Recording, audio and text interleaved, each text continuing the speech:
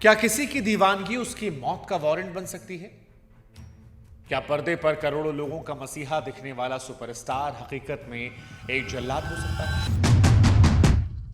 दक्षिण भारत का एक चमकता हुआ सितारा जिसे लोग डी बॉस कहते थे, जिसके एक इशारे पर थिएटर में तालियां गूंजती थीं, लेकिन 8 जून की उस रात बेंगलुरु के उस अंधेरे शेड में जो कुछ हुआ उसने सिर्फ एक इंसान को नहीं मारा, उसने स्टारडम के उस मुखौटे को नोच फेंका जिसके पीछे एक खूंखार शिकारी छुपा था।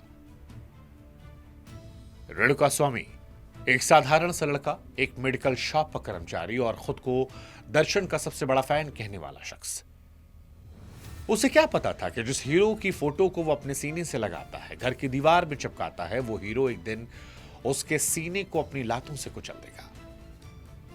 नमस्कार, मैं हूं शुभांकर और आज क्राइम बुक की यह कहानी बड़ी खास है क्योंकि ये कहानी एक सुपरस्टार और एक कातिल की है। ये कहानी ईगो और दरिंदगी की है जिसने कन्नड़ सिनेमा के सबसे बड़े नाम दर्शन को सलाखों के पीछे पहुंचा दिया था। ये कहानी शुरू होती है सोशल मीडिया के उस जाल से जहां मर्यादा की दीवारें अक्सर ढह जाती हैं।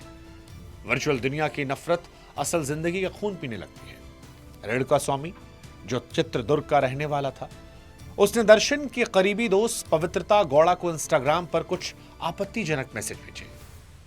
आरोप था कि पवित्रता की वजह से दर्शन और उनकी पत्नी विजय लक्ष्मी के बीच में दूरियां आ रही थी और रेणुका स्वामी एक कट्टर फैन होने के नाते शायद अपनी हदें पार कर गया। उसने पवित्रता को गालियां दी और दर्शन की जिंदगी से दूर रहने के लिए कहा। लेकिन क्या किसी अभद्र मैसेज का जवाब कत्ल होता है?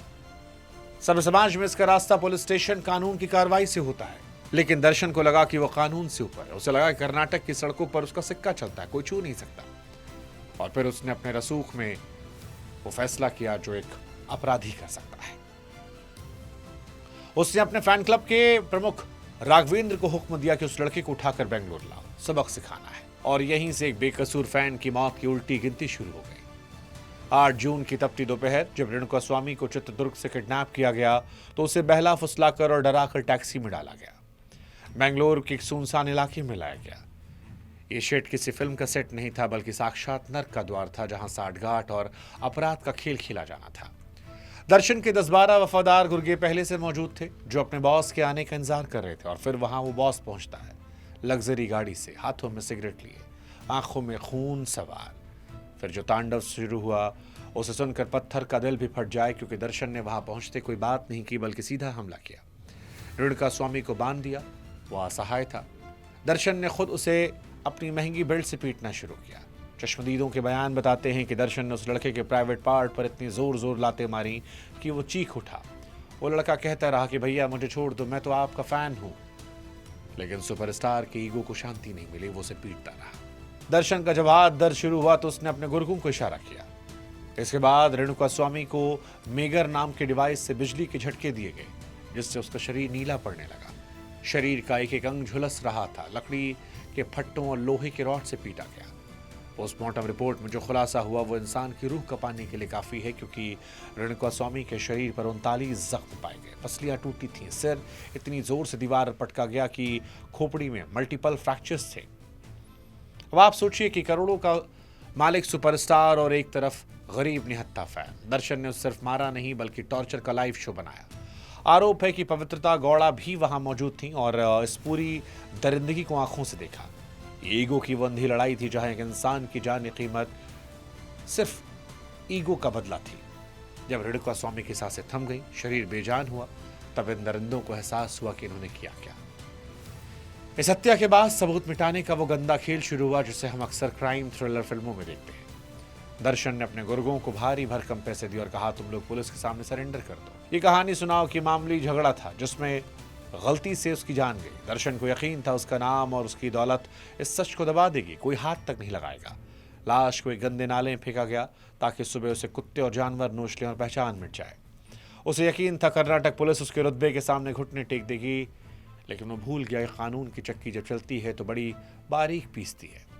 नाले में जब एक लावारिस लाश मिली, पुलिस ने शक के आधार पर सीसीटीवी फुटेज खंगाले तो सफेद रंग की लग्जरी कार दिखी जो दर्शन ने करीबियों की थी। कड़ियां जुड़ती गईं और जब पुलिस ने उन गुर्गों को रिमांड पर लेकर सख्ती दिखाई तो उनमें से कई टूटे और वो नाम लिया जिसे सुनकर पूरे राज्य की पुलिस कांप गई, क्योंकि मुजरिम कोई मामूली अपराधी नहीं बल्कि राज्य का सबसे बड़ा सुपरस्टार दर्शन था। 11 जून की सुबह जब मैसूर के अलीशान होटल से दर्शन को गिरफ्तार किया गया तो वो जिस हाथ से लाखों लोगों को वेप करता था उसी हाथ पर लोहे की हथकड़ी लगी। पूरे बेंगलुरु में सन्नाटा था। फैंस को यकीन नहीं था कि उनका हीरो कातिल है, लेकिन पुलिस के पास पुख्ता सबूत थे। खून से सने कपड़े, शट की सीसीटीवी फुटेज, मोबाइल लोकेशन जो वारदात के वक्त दर्शन की मौजूदगी को दर्ज करवा रही थी। और जेल के अंदर जाते ही दर्शन की भी अक्कड़ ढीली पड़ी। एयर कंडीशन कमरों और मखमली बिस्तरों में रहने वाला अब मच्छरों और जेल की सूखी दाल के बीच रातें काट रहा था। कोर्ट में जब उसकी जमानत याचिका खारिज होने लगी, समझ में आया कि कानून की नजरों में सब शायद बराबर होते हैं। दर्शन ने सोचा था वो अजय है, कोई छू नहीं पाएगा, इसलिए उसने एक बेकसूर को मारा। आज 2026 में भी जेल की सलाखों के पीछे न्याय का इंतजार कर रहा। उसका चमकता हुआ करियर अब मिट्टी में मिल चुका है। लेकिन सवाल कि क्या न्याय मिल पाएगा उस परिवार को? देखिए, ये केस सिर्फ एक मर्डर की मिस्ट्री नहीं है, हमारे समाज के लिए कड़वा आईना है कि जिन्हें हम आइकन मानते हैं क्या वो उस लायक हैं।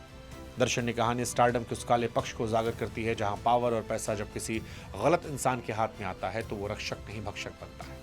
कर्नाटक पुलिस ने इस मामले में भारी दबाव के बावजूद जिस तरह से चार्जशीट पेश की वो काबिल तारीफ है, क्योंकि एक एक सबूत को सहेज कर रखा ताकि अपराधी बच ना पाए। आज रेणुका स्वामी की पत्नी ने एक बच्चे को जन्म दिया, लेकिन ये कितनी बड़ी त्रासदी है कि वो बच्चा आज एक ऐसी दुनिया में आया जहां पर उसने अपने पिता को देखा नहीं, ना कभी देख पाएगा। पर्दे की चमक और भारी आवाज से कोई हीरो नहीं बनता। असली हीरो वो जो कानून का सम्मान करे, गुस्से पर काबू करे। दर्शन का यह पतन हर उस शख्स के लिए चेतावनी जो खुद को खुदा समझने की भूल करता है। कहानी क्राइम बुक पर थी, आपके साथ मैं था शुभांकर। कोई और किस्सा सुनना हो तो कमेंट सेक्शन में जरूर लिखिएगा। नमस्कार।